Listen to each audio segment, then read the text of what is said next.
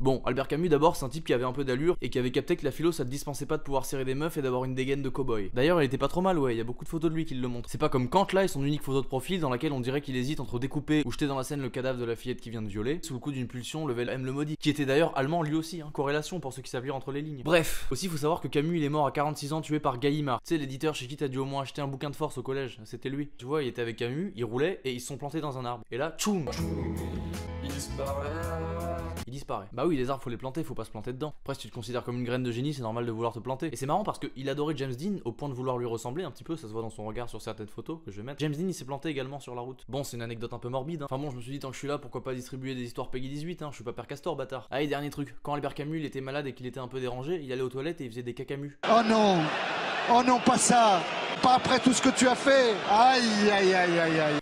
Bon, qu'est-ce qu'il faut savoir sur Camus? Un mot, absurde. Le philosophe de l'absurde. Il conceptualise, pense et cristallise dans sa pensée un sentiment humain qu'on ressent tous à différents degrés. Vous-même qui regardez cette vidéo, vous le ressentez parfois, c'est le fait de se dire que la vie n'a pas de sens. C'est-à-dire que de base, ta routine c'est quoi? T'es là, tu dois répondre à un mail ou te sécher les cheveux. Bah là tout d'un coup t'en vois tout valdinguer, tu te regardes dans la glace et tu te dis putain mais c'est quoi la raison de l'existence quoi? Est-ce que la vie vaut la peine d'être vécue? Tout d'un coup tu te places en face de l'univers et tu le questionnes. L'absurde naît de la confrontation entre l'appel humain et le silence déraisonnable du monde. C'est son expression ça Camus. L'appel humain c'est la volonté de trouver une unité, un sens et une logique à la vie qui la justifierait, qui justifierait son intérêt quoi. Le silence déraisonnable du monde, c'est le fait qu'on trouve cette justification nulle part. L'univers se montre sourd à nos sollicitations, voilà. C'est comme les secrétaires à la fac, c'est la même chose, t'as une galère administrative, personne te répond jamais là, et tu te dis, bon, bah, j'ai tout arrêté. Bah avec Camus c'est pareil mais à l'échelle de l'univers quoi, c'est tout. Donc le sentiment absurde résulte d'un conflit entre l'être qui veut comprendre et le monde qui refuse de se laisser faire. Alors dans cette problématique il y a l'importance de la religion, hein, évidemment. Pour un religieux, ce sentiment d'absurde ne peut pas exister. Son existence elle est réglée dans l'espoir d'une vie meilleure plus tard, tout est calculé pour aller au paradis, etc. Mais Camus, lui, il rejette la religion et tous les systèmes métaphysiques. C'est le problème des gens matérialistes aussi. Et du coup, ça nous concerne tous parce qu'on l'est tous un petit peu aujourd'hui. Enfin,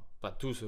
Qui s'est déjà confessé depuis l'époque du caté? Personne, tu vois. Même moi, non. Et c'est pour ça qu'au début du mythe de Sisyphe, là, son bouquin phare, il se demande si en fin de compte, l'acte de suicide ne serait pas quelque chose de souhaitable. C'est peut-être un choix lucide, raisonnable, de se suicider quand la vie n'a pas de sens. Et pour lui, cette question, c'est la plus importante de la philosophie. À partir du moment où on est frappé par la révélation absurde d'un monde qui nous mène à la mort, qui nous fait souffrir inutilement, peu importe qu'on reste en vie ou pas, plus rien n'a d'importance. Cette mentalité, c'est bien ce qu'incarne Meursault, son héros, dans L'étranger. Au début de l'histoire, sa mère meurt, il s'en fout. Plus tard, il se balade sur la plage et tue un Algérien, il s'en fout, il sait pas pourquoi. Après, plus tard, il avoue que la mort de sa mère, il en avait rien à foutre. Genre, ça l'a à peine plus emmerdé qu'un caillou dans sa chaussure, quoi. Tu vois le niveau, quoi. Et il a dit que le soleil, ça l'a gêné, c'est pour ça qu'il a tué le mec, tu vois. Donc voilà, des explications pas forcément très convaincantes. En fait, il va pas chercher à prendre sa défense, il va pas mettre autant d'émotions pour essayer de se défendre, comme Brendao par exemple, quand il disait que c'était pas lui. Non, j'ai pas touché. Non, j'ai pas touché.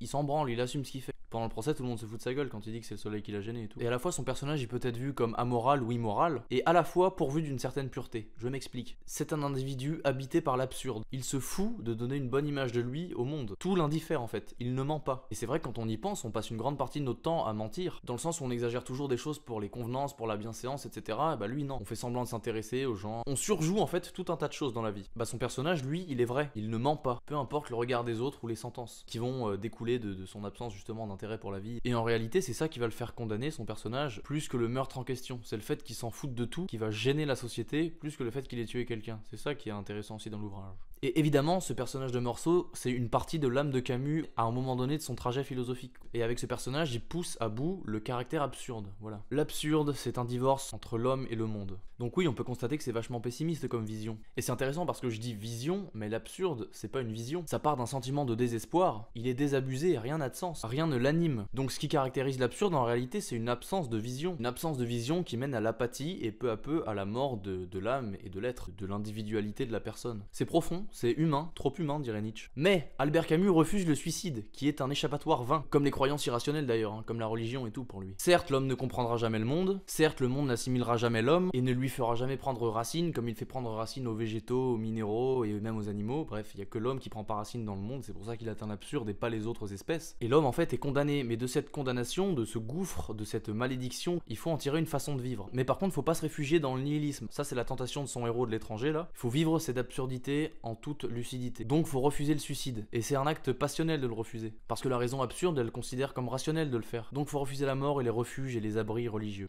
Il y a un peu de mépris, vous ne trouvez pas, dans ces termes de refuge ou d'abri? Ah désolé gros, c'était Camus, il me réprimande un petit peu. Et l'homme absurde, il génère une énergie à travers tout ce cheminement. Le fait de comprendre sa condition absurde, de se mettre en face, de la regarder, il ressort de sa personnalité une vigueur sublimée. Il change, il s'approprie cette absurdité et devient l'homme révolté. Comme ça, il devient libre et passionné pour Camus. Il dépasse en fait sa condition, voilà. Mais d'une certaine manière, après, on a fait le tour de l'idée quoi. On a vu les 3 étapes, hein, c'est vraiment une évolution. Homme normal, homme absurde et homme révolté. C'est presque une sagesse évolution Pokémon. Salamèche, Reptincelle, Dracofeu, c'est pareil, c'est en 3 steps. Et du coup, après tout ce cheminement et cette épopée philosophique intérieure, la vie continue, il faut se faire plaisir quoi. Donc en gros, ouais, il aime les femmes, le football, les voitures, les grosses pipes. Mais à mon avis, c'est pour ça que l'intelligentsia parisienne, elle aime pas trop Camus en fait. Il a eu une trop belle vie en fait, il a trop profité avant sa mort. En philosophie, si tu meurs pas puceau, tu passes pas à la postérité, on dirait de toute façon. Et c'est pour ça qu'il est même pas dans les Becherel et Dico officiels de la philosophie, alors même que ceux-ci sont préfacés par Raphaël Enthoven, le philosophe padré du game actuellement. Pourtant, il a une vie de luxe lui aussi. Bon, déjà, il a le sourire de Julia Roberts, hein, et en plus, c'est tapé Carla Bruni quand elle ressemblait pas encore à Mickey Rourke. Bon, je plaisante bien sûr. Hein. Allez,